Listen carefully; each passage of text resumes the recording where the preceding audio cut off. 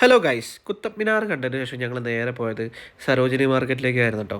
അതിൻ്റെ ഉള്ളിൽ എത്തിയപ്പോൾ തന്നെ ആൾക്കാരിങ്ങനെ ഓരോ സാധനങ്ങളും പിടിപ്പിക്കാൻ വേണ്ടിയിട്ട് വാങ്ങിക്കാൻ വേണ്ടിയിട്ട് നമ്മുടെ അടുത്ത് ഇങ്ങനെ വന്നുകൊണ്ടിരിക്കും കേട്ടോ. ഒരു പയ്യനാണെന്നുണ്ടെങ്കിൽ കുറേ നേരം എൻ്റെ പിറകെ നടന്ന് ഐഫോണിൻ്റെ ഇയർബഡ്സ് ആയിട്ട് അതാണെന്ന് പറഞ്ഞാൽ ലോക്കൽ സാധനമാണ്. ഓനെ 7000 റുപ്യക്ക് പറഞ്ഞ അവസാനം 600 രൂപ വരെ എത്തിച്ചിട്ടും ഞാൻ വാങ്ങിയില്ല, കാരണം ഈ ലോക്കലാണ്. പിന്നെ അവൻ പറയാം കേട്ടോ, അത് ഒറിജിനലാണ്, ഞങ്ങൾ കട്ടതാണെന്ന് വരെ പറഞ്ഞു, മോഷ്ടിച്ചതാണെന്ന് വരെ പറഞ്ഞു. എന്നിട്ട് എന്നിട്ട് ഞങ്ങൾ വാങ്ങാൻ നിന്നില്ല.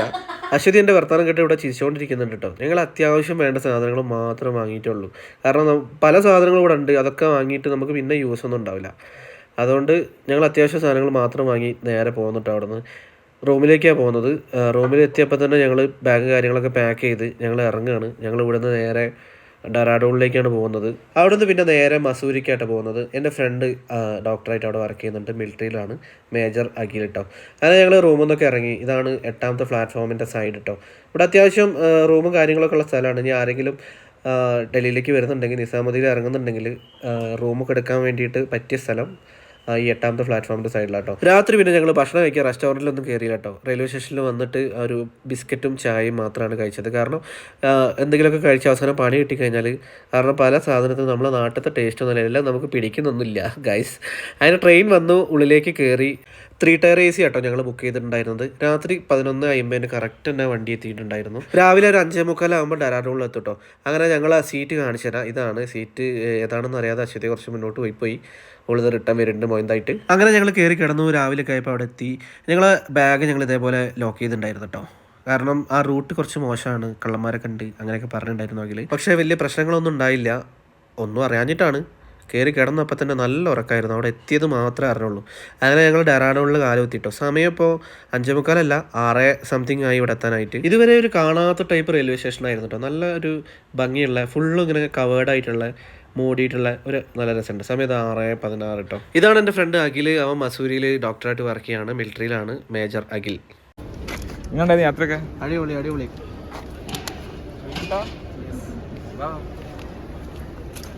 അങ്ങനെ ഞങ്ങൾ ലഗേജൊക്കെ ടിക്കി കയറ്റി നേരെ വിട്ടിട്ടോ മസൂരിക്ക്. പോണ വഴിക്ക് പെട്രോൾ അടിക്കണ്ടായിരുന്നു. നമ്മുടെ നാട്ടിലത്തെ പോലെയല്ല, ഇവിടെ പെട്രോളിന് വില കുറവാണ്, 93 രൂപയെ വരുന്നുള്ളൂ കേട്ടോ. ഇനി ഇവിടുന്ന് അങ്ങോട്ട് മസൂരിയിലേക്കുള്ള യാത്രയാണ്. അപ്പോൾ അവിടേക്ക് പോകുന്ന യാത്രയും കാര്യങ്ങളൊക്കെ ഒന്ന്, റൂട്ടും കാര്യങ്ങളൊക്കെ ഒന്ന് കാണിച്ചു തരാം. അപ്പോൾ അതൊന്ന് കണ്ടു നോക്കൂ കേട്ടോ.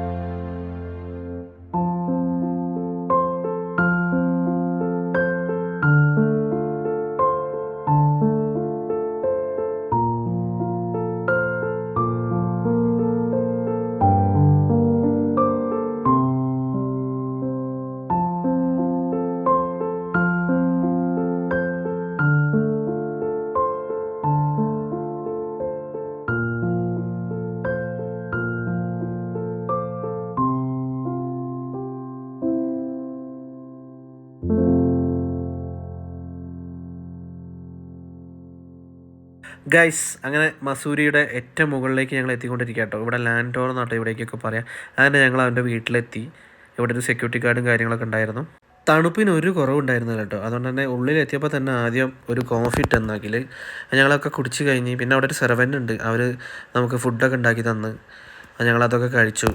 നല്ല ഫുഡായിരുന്നു കേട്ടോ. ആലു പറാത്ത എന്നാട്ടോ പറയുക ഈ സാധനത്തിന്. അത്യാവശ്യം നല്ല ടേസ്റ്റ് ഉണ്ടായിരുന്നു. ഞാൻ ഫസ്റ്റ് ടൈമാണ് കഴിക്കണത്. നന്നായിട്ട് ഇഷ്ടപ്പെട്ടു.